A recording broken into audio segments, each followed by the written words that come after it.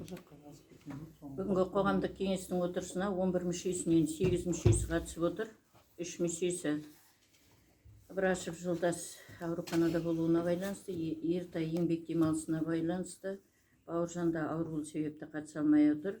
8 қоғамдық мүшесі қатысып отыр. Кеңес отырысын ашуға толық мүмкіндік бар. Ашуға деген ұсыныс бар. Ал басқа ұсыныс болмаса, қоғамдық кеңестің жұмысын ашуға дауысқа қояйық. Қарсы қалыс жоқ, бір ауыздан. Қоғамдық кеңестің отырысын ашық деп жариялаймын. Отырысқа қоғамдық кеңестің мүшелері, тиісті бөлім басшылары, аудан әкімінің орынбасары Гүлшара Надарқызы қатысып отыр. Күн тәртібі сіздердің қолдарыңызға таратылып берді. Күн тәртібіне 2 мәселе ұсынылып отыр.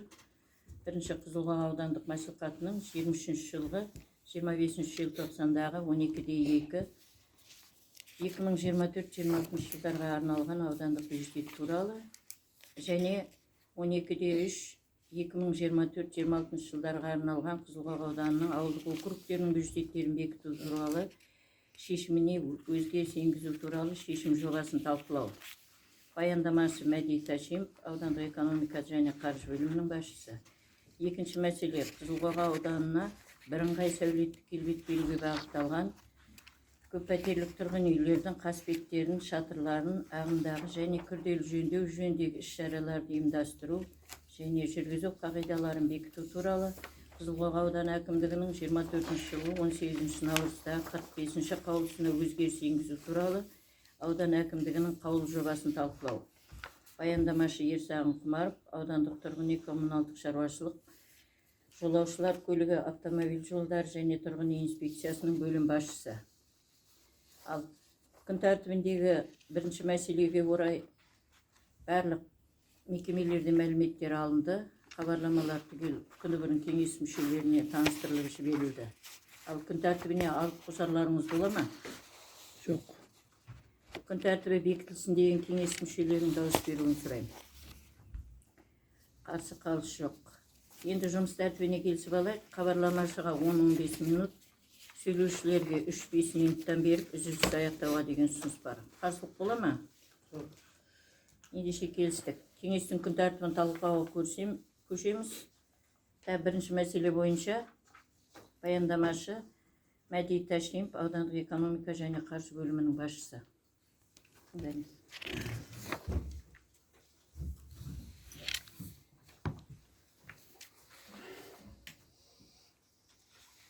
Құрметті қоғамдық кеңес мүшелері, сіздердің назарларыңызға ауданның 2024 жылға нақтыланған бюджетті төмендегіше ұсынып отырмыз. 2024-2026 жылдарға арналған аудандық бюджет, оның ішінде 2024 жылға мынадай көлемде нақтылансын. Кірістер 9 миллиард 270 525 мың теңге, салықтық түсімдер 1 миллиард 612 миллион 325 мың теңге, салықтық емес түсімдер 102 миллион 980 мың теңге, негізгі капитал сатудан түсетін түсімдер 5 миллион 338 мың теңге, трансферттердің түсімдері 7 миллиард 550 миллион 882 мың теңге, шығындар 11 миллиард 958 миллион 937 мың теңге. Екінші, 2024 жылға арналған аудандық бюджеттер республика бюджеттен келесі көлемде трансферттер көзделген ескерілсін. Қоныстан ауылындағы спорт кешені құрылысына бөлінген қаржыдан 20 миллион теңгені шегеруге, 2024 жылға арналған аудандық бюджеттен облыстық бюджеттен келесі көлемде трансферттерді көзделген ескерілсін. Мұқыр ауылдық округінің Кенбай, Саркөл, Соркөл, Тасқұдық елді мекендерінің балалар ойын алаңын орнатуға бөлінген қаржыдан 13 миллион 255 мың теңгені шегеруге, себебі Кенбай 100% орындалғанмен жұмыстары Соркөл, Тасқұдық елді мекендерінде ойын алаңдарын жауапты міндеттемені орындамайды келіп бұзылған болатын. Жұмыс жасаушы екінші жеңімпазбен мердігер мекемемен келісім жасалғанмен, алайда ол мердігермен жұмыстар жасалмай отыр. Қысқы кезеңде дайындық жұмыстарын жүргізуге бөлінген қаржыдан үнемделген 9 миллион 620 мың теңгені шегеруге, Сағыз ауылында ауылшылық жолдардың күрделі жөндеуге бөлінген қаржыдан үнемделген 282 мың 643 мың теңгені шегеруге, Жангелдин ауылында көшелердің қоршау тал егу жұмыстар жүргізуге бөлінген қаржыдан 19 миллион теңгені шегеруге, жыл басында 42 миллион 800 мың теңге бөлінген болатын. Менің сату қорытындысымен өнім берушілер арасында шағымдану көп орын алды, яғни мемлекеттік сатып алу басқармасы аудит ішкі мемлекеттік аудит департаментінің хабарламаларына сәйкес екі мердігер бір-бірімен келісе алмай информация бұзылды. Отбасын қолдау орталығынан ашуға бөлінген қаржыдан үнемделген 4 миллион 256 мың теңгені шегеруге, әлеуметтік көмекке бөлінген қаржыдан үнемделген 120 мың теңгені шегеруге, жартылай күндіз стационарлық мүгедек үйінің күндіз болу бөлімшесінің ғимарат сатып алуға бөлінген қаржыдан 19 миллион 285 мың теңгені шегеруге, Қызылорда ауданы бойынша халықтық әлеуметтік жағынан осал топтары үшін коммуналдық тұрғын үй қорына пәтер сатып алуға бөлінген қаржыдан үнемделген 2 миллион теңгені шегеруге, Сағыз ауылынан 3 ғимарат сатып алуға бөлінген қаржыдан 490 мың теңгені шегеруге, яғни бұл жерде 3 ғимарат сатып алу жоспарланған болатын, оның біріншісіне полиция ғимаратына 200 миллион бөлінді, мемлекеттік сатып алудан үнемделген 40 миллион үнемделді, жастар орталығымен өнер мектебі сатып алуға біреуіне 150 миллион, екіншісіне 300 миллион бөлінген болатын. Конкурстар жылдың басынан 4 жерде өткізілді, жеңімпаз анықталмады. Сол себепті қаражат 490 миллион кері шегеріліп отыр. Кереген Сағыз Жаманшар топтық су қорының үлкен суда бөлінген қаржыдан 70 мың теңгені шегеруге, құрылыс жұмыстары 35% орындалды. Жыл соңына дейін игерілмей қалады деген қаупі бар себептен кері шегеріп отыр. Миял ауылынан ауылшылық автомобиль жолдарын қайта жаңғыртуға бөлінген қаржыдан 87 мың теңгені шегеруге, Мұқыр ауылдық кірме және ауылшылық жолын қайта жаңғыртуға бөлінген қаржыдан үнемделген 56 мың теңгені шегеруге, Миял ауылында жазғы су қорының құрылысына 70 мың теңгені бөлініп жатыр, яғни бұл Мұқыр ауылында екінші көтерме су айдау станциясына қайта жаңғыртуға 35 миллион 257 мың теңге бөлініп отыр. Жасқайрат ауылда спорт кешенінің құрылысына 74 миллион 80 мың теңгені бөлініп отыр.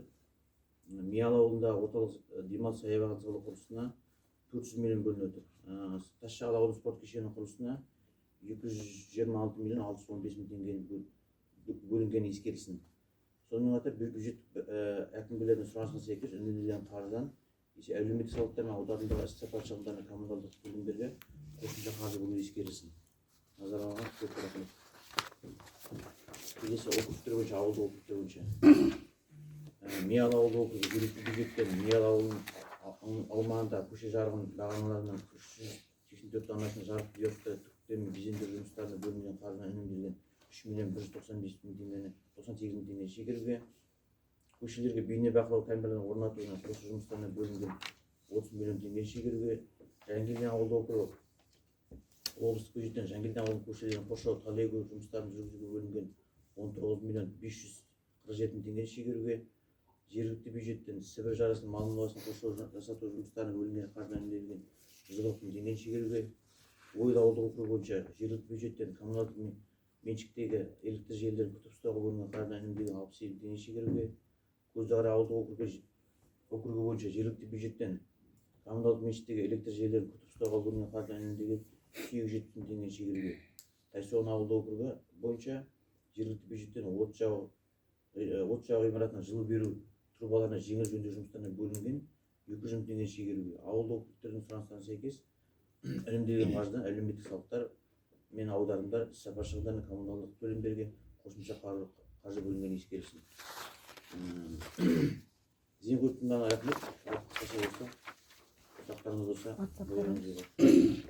Ал енді бірінші мәселе бойынша баяндады, ал сұрақтарыңыз. Менің сұрағым бар. Енді мынау бірталай үнемделген ақшаны кері қайырған екенсіздер. Ол енді жақсы деп есептеймін. Неге десең енді үнемделіп жатыр, кейбіреуі жасамай жатыр. Ол сіздердің кінәларыңыз емес, мердігерлердің кінәсінен болып жатқанын түсініп жатыр. Оған бола біз айтатын сұрағым жоқ. Бірақ сұрағым бар менің. Былтыр мәселесін көтеріп, мына 18 жасқа дейін мүгедектігі бар жасөспірімдерге облыс әкімі Шапкеновке дейін хат жазып, соған мына қазір 2 этажды мына мүгедектер оңалту орталығына алып берілген болатын, 2 этажды. Ол жақсы. Оны алып берілді. Артынан жаңағы 2-3 рет несін камералны неге түсіп қалды. Бұл әйтеуір бір кемшіліктері бар деп. Бұны прокуратура заң саласынан. Енді оны өз жағынан заңгерлер біледі. Енді әңгіме алынды. Енді сол 151 миллион теңгеге алынды деп есептедік. 180 миллион теңге бөлінді. Әңгіме онда емес. Әңгіме соның жаңағы мынау лифтісіне 12 миллион екен. бәрін әкеліп қондырып береді. Астанада мен көрсетіп беріп хат жаздым. Соның жаңа асханасы, мүмкін асханасын басқа жерден ұйымдастырып, тамағын ұйымдастырып әкеліп беремін. Ол да шешілетін нәрсе. Бірақ мына ішіндегі анау құрылыс материалдарын көтеретін нәрсені қондырып кеткен. Ол енді дұрыс емес деп есептеймін. Соған лифтіге неге мына үнемделген қаржыдан 12 миллион теңге ақшаны бөлмеске? Әлде бүгінгі сессияға дейін уақыт бар.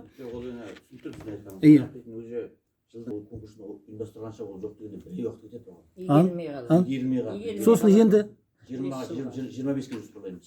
25-ке, бірақ сіздер 25-ке соны көп емес қой, алып беруге көмектесесіздер ғой, бюджеттік өтіндерін берсе, жоқ, бюджеттен жаңағы мен жаңа Алмагүлден басшысынан бюджеттік өтінім жаңағы әкеліп қондырумен 12 миллионға шығып тұр, бердік деді.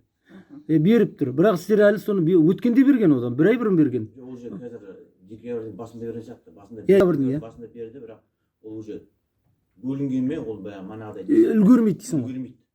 Лучше 25-пен январда жоспарлаймыз. Январдың басында жоспарлайсыздар ма? Жоспарлаймыз. Февральдың ортасына дейін алып береміз. Болды, онда сол. Сосын екінші мәселе, өзіңіздерің білесіздер, біздің мына Миялының мына айс компаниясы көпір салып жатыр. 3 жылдан бері енді бұйырса бел салынады, қолданысқа береді. Қуаныштымыз оған. Енді сонымен бірге сол мезгілде су тасқынның алдында, су тасқын келердің алдында осы айналма жолдың қажеті жоқ, жерді бүлдіреді дегеніне қарамастан қайта жаңағы қызыл топырақтан бөгет айналма жол салды. Солардың бәрі мына неден аэропорттан бастап былай қарай бәрін жайып тастады. Оның барлығына қазір ошағаннан басқа ештеңе өспейді. Тізеден келетін шағыл. Енді соған Бағдаров аман келді. Мына мердігерлерді жалдап анау топырақ үйдірген, оны алыпты. Бірақ енді қалған жері қырдырып осылай алдырып тастау керек еді. Егер алдырып тастаған болатын болса, астына көк шөп шығайын деп жатыр. Біз экологиялық жағдайға ұшыратып отыр. Бір жағынан көпір салған жақсы, екінші жағынан экологиялық жағдайға ұшыратып отыр. Ал енді сол жағдайға мен әртүрлі инстанцияға хат жазып жатырмын, естіп жатырмын. Ал неге осыған мына төтенше жағдай облыс бойынша әлі жабылған жоқ? Неге төтенше жағдаймен ақша қаратып мына жерде? Олар енді айскі дегенде мен кінә қоя алмаймын енді. Ол сенің бүкіл ана экологиялық жағдайға ұшыратқанға оның барлығын тазалап беруге олардың жекеменшік компания ғой. Олардың да жаңа кәсіпкердіңге салмақ сала беруге болмайды. Неге ақша қаратпасқа? Не болмаса биыл үлгермесеңіздер 2025 жылы қаратып ана жерін есептетіп жіберіп қанша затрат кетеді? Біз ертең көктемге дейін алдыруымыз керек. Миялы ауылдық округінің жұмысы ғой. Соны сіздер талап етіңіздер. Әйтпесе ертеңгі күні мына шағылды, ана ошағанды, ана жағаға дейін шайып тастайды. Сонда біздің мына аяғымыздағы көлімізден айырылып қаламыз. Экологиялық жағдай қолдан ұйымдастырып отқан нәрсе. Егер осы мәселені сіздер тазалатпайтын болсаңыздар, бұл мен дейтін республикалық дәрежеде көшіремін. Бұл дейтін қолдан жасалған нәрсе. Соған қалай жауап бересіз? Оған сұраққа жауап бере алмаймын. Бере алмайды. Миялы округі қаржы бөлінсін. Бірақ енді сіз жаңағы мен осы сіз жауап бере алмайсыз. Бірақ енді осыған негізі ақша қаралу керек деп есептеймін. Төтенше жағдай жабылғанда қаралу керек. Бірақ енді сізге айта барыңыз, мына аудан әкімінің орынбасары отыр ғой. Бұл жерде жалғыз сіз емес отырған. Сондықтан жаңағы сізге айтып отырмын. Бұл жерде Есенбай кімге Мәдиге Миялы округі жаңағы мынадай ұсыныс береді, сол жағдайда бұл қарайды ғой. Бірақ енді сіздерде осы мәселе мен мына видеоға түсіріп отырмын. Бәрі жарияланады. Бүкіл ел біліп отыр бұны. Осы мына экологиялық жағдайға ұшырауына байланысты, төтенше жағдайға байланысты аудан әкімі ұсыныс бере ме, ол Миялы ауылдық округі әкімі ұсыныс бере ме, қаржы қаратып биылғы көктемгі су тасқынына дейін тазаланып алыну керек. Түсінікті қандай кеңес мүшелері. Қайырлы күн баршаңызға. Мына жерде Исаханның айтқысы келіп отырғаны, мысалы любой әрбір жобада жасалғаннан кейін жаңағы айналма жол жасалса, рекультивация деген болады, жобада көрсетіледі ол рекультивация. Бұл жерде енді мердігерлер рекультивацияны тек сол жол, айналма жол салған жерді жасап кетуі мүмкін, өздерінің жаңа берілген жобадағы көлемі бойынша. Ал шайып кеткен ар жағынан топырақты тазарту үшін енді ауданның орынбасары қатысып отыр, мына жерге апамыз. Дұрыс айтады. Әкімге тапсырмасын берсе, Бағдаров мырзаға келесі жылға соған қаражат қаралған дұрыс. Дұрыс айтады, соны айтамын. Осы басталғалы көтеріп жатыр Исаханның шайып кеткенін. Ол бәрімізге оңтайлы болар еді, сол тазарып кетсе. Оны ақшасы қаралмай, ол жұртқа әркімге бір сұрау салған болмайды ғой. берілген жерін жасайды да кетіп қалады ертең. Мына жақтың бәрін тазарту керек топырақтан деген. Дұрыс айтады. Жөн болады. Дұрыс. Кімде қандай Мен сұрақ де бар? тағы күн тәртібінде? осы бағытта ұсыныс айтып жіберейін.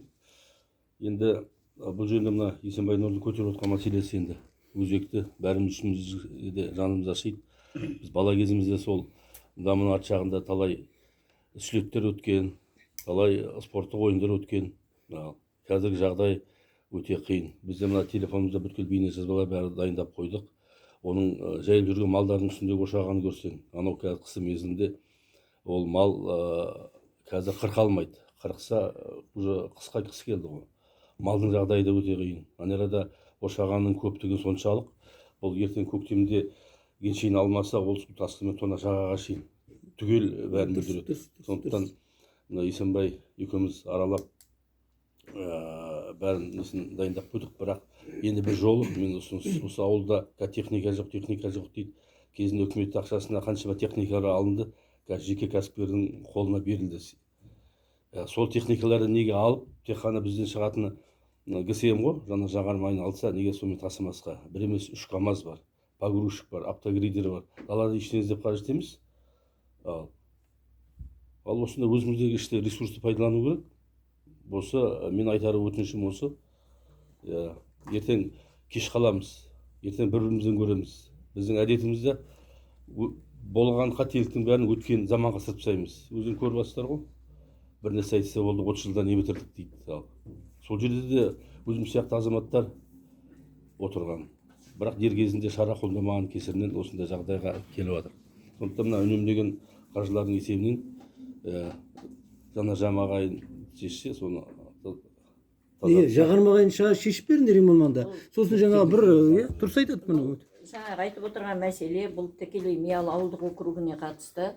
Миялы округ осы мына қоғамдық кеңестің бүгін күн тәртібі мәселесі бойынша Миялы ауылдық округының әкіміне ұсыныс берейік. Енді бұл жерде ол кімнің мәде шешпейді оны, сосын сонымен ана жерді қалай тазартуға болады, үлгеріп, соған қандай нәрсе қажет, соны сол округтың әкімі шешу керек. Соны ұсынысқа солай енгіземіз. Және осы мәселені апталап жүріп алмай, бүгін енді оперативно шешу керек қой. Сондай қарайық. Басқа кімде қандай ұсыныс бар, пікір бар?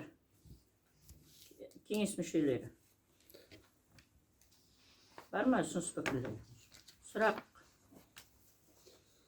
Халық түсімдері мұнда жыл сайын осылай нақтылана ма, әлде сіздер анализ жасайсыздар ма? Халық түсімдері жыл сайын жоспарланады ғой, жылдың басында. Келесі жылға жоспарланады. Жоспарланғанда мына цифрды айтамын да, осы былтырғы цифрлар алдыңғы цифрлармен салыстырыласыздар. Қалай нақты беріп отырсыңдар екен, осындай салық түсетініне? Нақты беріп отырсың, жоқ сұрақтарыңыз. 1.612.325 деген цифр. Қалай алынады деген, мысалы салық түсімдері, көлік салығы, мүлік салығы, кәсіпкерлерден түсетін түсімдер бар да, солармен есептелген ме? Иә, солар примерно біздер енді жоспарлаймыз да, осындай түсуі мүмкін деп. Одан мысалы артық түсіп кетеді, кейбірде кем түсіп кетеді. Салыстырмалы түрде саласыз. Аудан үшін азғантайда миллион. Менде бір сұрақ бар, мына отбасын қолдау орталығын ашуға бөлінген қаржыдан үнемделген 4.256.000 теңгені кері шегеруге дейді. Бұл үймен зарма, не затқа не істеп егелмей қалып тұр бұл? Жаңадан ашылып отырған орталық қой енді. Жаңадан ашылды ол. Жаңадан ашылды, бұлар өздерінің ақшалары бөлінді ғой. Иә. Бұлар қызметкерлерін алып үлгере алмай қалды. Кейбір қызметкерлер. Соған байланысты шегеріліп. 8 сағатқа аударуына байланысты ғой. Соған байланысты шегеріліп. 4 сағаттан 8 сағатқа аудару керек қой. Солау бейді. Сосын Тасшағыл ауылына спорт кешенінің құрылысына 126 миллион дедің ғой, сен 226 миллион дедің. Мұнда 126 миллион теңге бөлу ескерілсін. Иә, Сен 126 ғой. Сен онда автомат 226 деп айтқан болып тұрсың ғой. 226 миллион деп айтып тұрсың, жаңа белгілеп отыр еді. Жарайды, түсінікті. Ал енді күн тәртібіндегі мәселе бойынша алып қосарларыңыз бар ма? Пікір бар ма? Ал алып қосарларыңыз пікір жоқ болса, күн тәртібінің қарары қолдарыңызға таратып кетті. Гүлшара Әділқызы, пікіріңіз бар ма осы мәселе бойынша? Бірінші мәселе бойынша. Жоқ, ондай айтарым көп жоқ. Түсініп тыңдап отырмын. Барлығымен келісемін, иә. жарайды онда алынған түсінікті. ұсыныстардың бәрі ескеріледі деп ойлаймыз ғой. Күн тәртібіндегі мәселе бойынша қарар жобасына қарсылық бар ма? Жоқ. Кеңес мүшелері. жоқ. Ал дауысқа қоямыз. Бекітуге. Қарсы қалыс жоқ. Жарайды онда. Мына айтылған ұсыныстармен барлығын жинақтап қарарды толықтыруға деген ұсыныс. Мәдиге рұқсат беруге болады, жұмыс барысында. Рахмет. сау болыңыз. Так, күн тәртібіндегі екінші мәселе бойынша тыңдаймыз. Ерсағын. Қайырлы күн, құрметті қоғамдық кеңес мүшелері. 2024 жылы 18 наурызда Қызылқоға ауданына бірыңғай сәулеттік келбет беруге бағытталған көппәтерлі тұрғын үйлердің қасбеттерін, шатырларын ағымдағы немесе күрделі жөндеу жөніндегі іс-шараларды ұйымдастыру және жүргізу қағидаларын бекіту туралы номері Қызылқоға ауданы әкімдігінің номері 45-ші қаулысы шыққан болатын. Тұрғын үй қатынастары туралы Қазақстан Республикасы заңының 10-3 бабы 2 тармағының 11 тармақшасына Қазақстан Республикасында жергілікті мемлекеттік басқару және өзін-өзі басқару туралы Қазақстан Республикасы заңының 31 бабына сәйкес Қызылқоға ауданына бірыңғай сәулеттік келбет беруге бағытталған көппәтерлі тұрғын үйлердің қасбеттерін, шатырларын ағымдағы немесе күрделі жөндеу іс-шараларды ұйымдастыру және жүргізу қағидаларын бекіту туралы аудан әкімінің қаулысына өзгерістер енгізуге берілген болатын. Тұрғын үй қатынастары туралы Қазақстан Республикасы заңына өзгерістер енгізілуіне байланысты аталған қаулы тақырыбына және қосымшасына өзгерістер енгізу туралы жоба жасақталып алдарыңызға ұсынылған болатын. Қысқаша баяндама осы, сұрақтарыңыз болса. Мынау салыстырмалы кестең ғой да беріп отыр. Бұрынғы редакциясы мен қазіргі жаңа редакциясы бойынша бұл жерде біз тақырыбына өзгерістер бар. Мұны айтып өткендей тұрғын үй Қолдарыңызда бар ғой да. Енді основна құрылысшылар қарау керек. Міне көп пәтерлі үйлерге бізде көп пәтерлі үй жоқ қой. Мына жерде көп пәтерлі көп кетті. бізде бар жалпы. Бірі аз ғой енді. Аудан көлемінде 10 тұрғын үй бар қазіргі уақытта. 14-і не алда, 6-ы Сағызда басқа. Иә.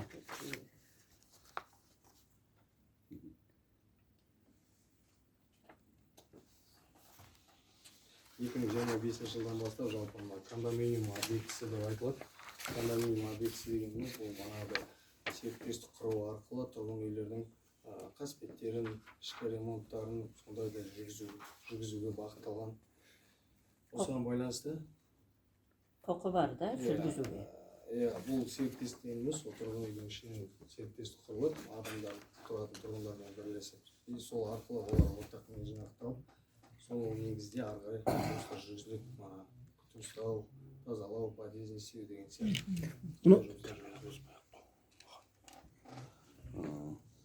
Касканың жұмыстары сияқты. Тут мына тұрғын үйдің тек қана сырты оған төбесі тауса ма? Ол енді төбесі ескіш немен тұр ғой. Сырты красленгенмен төбесі де салу керек. жалпы тұрғын үй қатынастары туралы заңында кондоминиум объектісін жергілікті бюджеттен қаражат бөлу мынадай не қарастырылған. Егер ол алдағы уақытта ол жалпы жасалу керек. Сосын манағы айтып отқан енді біз ауылішілік үйлер бар ғой салынып жатқан. Қазір жаңадан үй салып жатыр. Бәрі әртүрлі цветта. Енді келесі жылы салынатын үйлерге талап қою керек. Себеп бәрі салынатын үйлер. Түсі біркелкі болу керек. Біреуінің сырты сары, төбесі қоңыр. Біреуінікі жасыл, шарбағы қызыл. Вообще интерьер не дейтін сақталу керек. Ертең уақыт өткеннен кейін ертең бәрі сөз болады. Әртүрлі үйлерді салынып жатқан. Бір мөлшерде, бір көшеде. Бір көше бірдей болу керек хотя бы. Бір көше бірдей болу керек. Кришасы бары да. Сол енді разный бар. Бір көшеден мультиктегі салынған үйлер бәрі қараңыз, разный. Мысалы, Беймырзаның салған үй сырты сары, Бекешевтікі сырты қоңыр. Осы ұятта енді сақталу, бөлініп отқан қаржы бірдей салды, біз қарсы емес, бірақ қасбетін көшенің сәнін сақтауымыз керек. Өздерің көріп отырсыздар кезінде қателік, мына Гүлжанбаев Сергейдің объектілерін алды ғой. Жүрегің ауырады. Біреу 3 метр алға, біреу артқа, біреу сары, біреу қызыл, біреу вообще бардак мына арттың бәрі.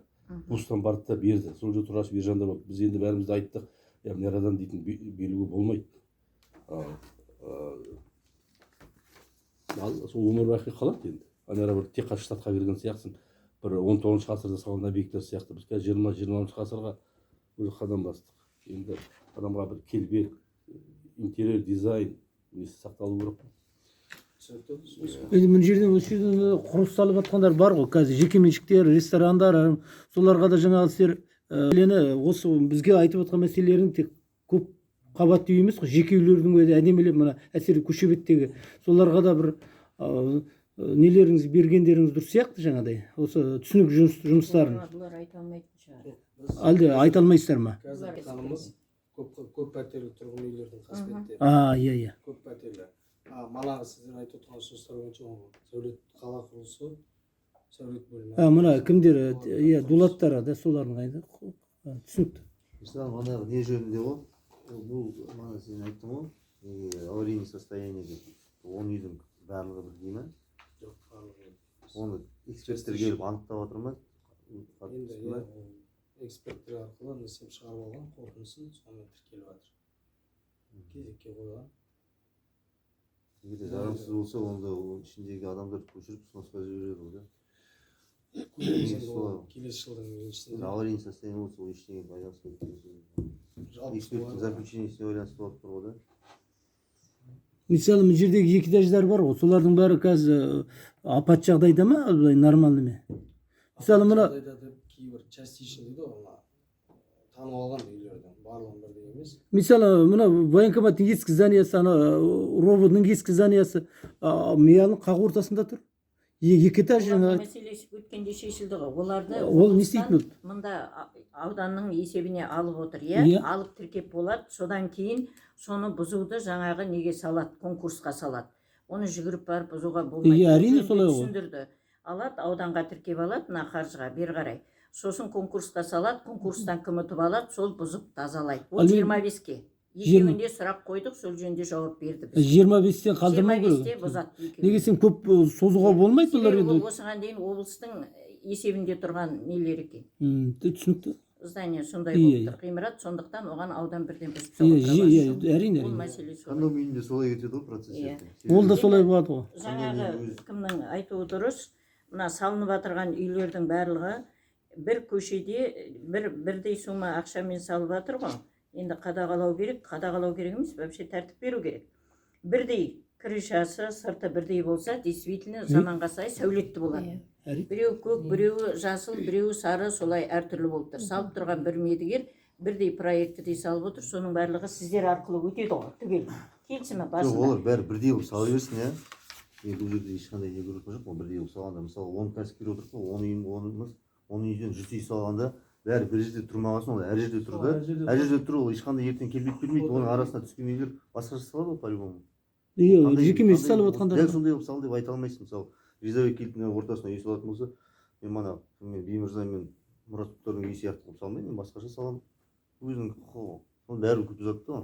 Бір жерден беру керек та, жерді мысалы. Біреулерден сатып алмау керек жерді. Жерді әдейі бөлу керек. Салатын Жерге жер.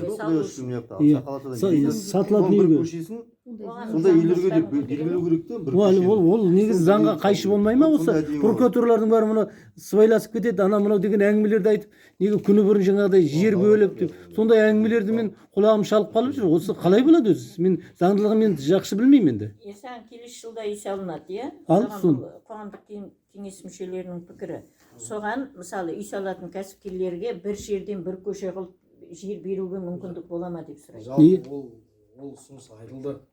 Иә. Біздер жер берумен немен айналыспаймыз ғой, біздер Білеміз, тұрғын үй иә. қатынастар несімен айналысатын болғандықтан ол құрылыс бөлімі арқылы шешілу керек деп ойлаймын.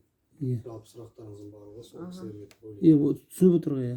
Бірақ енді солардың өзіне претензия қойып жатты қазір прокуратура болсын, заңгер, неге сендер жаңа күні бұрын схемасын бәрін көрсетіп беріп болсыңдар, аналар келісіп болсыңдар. Оны енді негізі ол аукционға шығаратын болғаннан кейін ол алдын ала келіскен нәрсе аукционға шығарылмайды ғой. Былай айтқанда заңның былай тармақтарына қайшы келіп қала ма, сондай бірдеңесі бар енді. Мен заңгер емеспін ғой. Ал осы жағынан енді заңды да баспай, бірақ сәулетті бір жерден салғанын жақсы көреміз. Бұл ұсыныс негізінде осыдан 3 жыл бұрын осы қашан басталды мына тұрғын үй салуға, сол кезде айтылды. Осы мәселе көтерілді ғой, әркім әртүрлі салып жатыр, даже жартастан салып жатқан кездер болды. Бірақ ешқандай ары қарай қозғалған жоқ. Ұсынысты мына құрылыс, сәулет құрылыс бөлімі беру керек шығар. Сол жерлер бәрі сол ауылдың тұрғындарына беріліп жатыр ғой, үй болып салынып. Иә. Сол мысалы беретін адамдардың тізіміне жерге тұрып қойған кезектерінен жер беретін болса, бәрі үй қылып беріп жатыр ғой, үстіне үй қылып беріп жатыр. Солармен жұмыс 100 үй ғой салынатын, 100 үй, 2 көшеге түсетін бар, көп болса 3 көшеге. Сол 3 көшені ЖКХ-дан хат түсірдік, ЖКХ-ға бергізіп, ЖКХ балансына алып, жерді тіркетіп, сосын манағыдай кәсіпкерлерге сатсын. Болады ғой сөйтіп істеуге. Иә. ол оған Әр жерден сатып алғанда, көрдіңіз бе, әр неден түседі, мынадан түседі, мына жерден түседі. Ол қанша бірдей қылып салсын, ол бәрі эффект бермейді. Әр жерде шашырап жатады. ол жердің барлығын ЖКК біріншіден сатып алмайды деп Құлда кіріп ойлаймын. кеткенде көрдіңіз бе, бір-бірдей қылып Кез салған әр келген жерден. қатар тұрған Ойында Есенбай да жерін сатса да келесі отырған адам сатпайды. Сондықтан ол мүмкін болмай қалады ғой қайтта. Не болғанда да салып жатырған мейді Тұрғындарға бермей тұрып алып алу керек өзіне ЖКХ. Сосын басқа жерлерден бере берсін, жер көп қой, мына жақта жетеді ғой.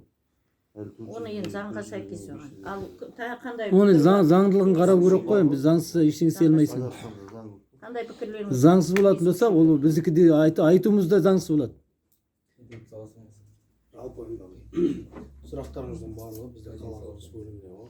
Иә, сіз Жалпы жер беретіндей ал енді сізге тікелей сұрақ қояйын онда өзіңізге тікелей. Мен күні кеше дейтін маған мынаған қатысы болмас енді, бірақ маған бір тұрғын келді Миялының 7 жылдан бері үй деп тұр. Соны алып бардым. Мына 60 үйге сіздер жаңағы тізім жасақтап жатыр екенсіздер. Иә, соған кірді енді. Қуаныштым, оны дәл келіп тұр екен. Содан оны дәл соған жақындап тұр екен, сол кісі кірді. Әңгіме ол енді осы 60 үйді биыл бергілеріңіз келіп отыр ма, қашан бересіздер?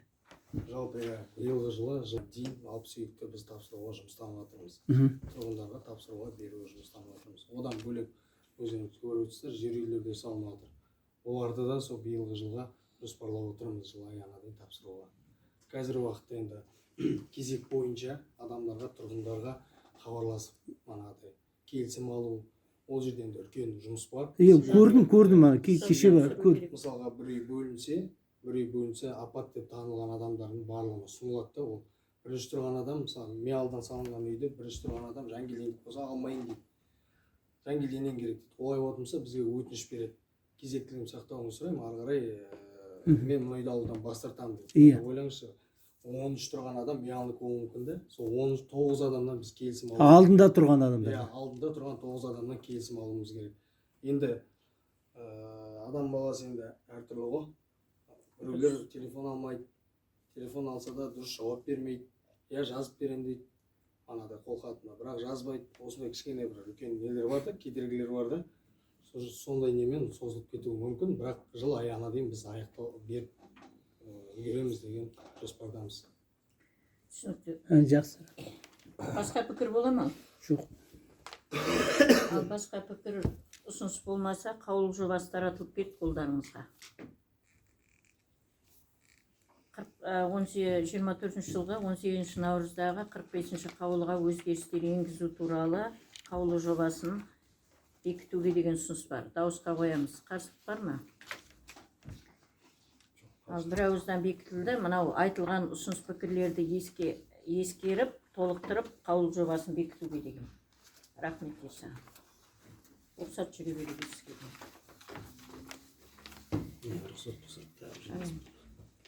Ал Гүлшара, жұмысың құтты болсын. Енді абыроймен аман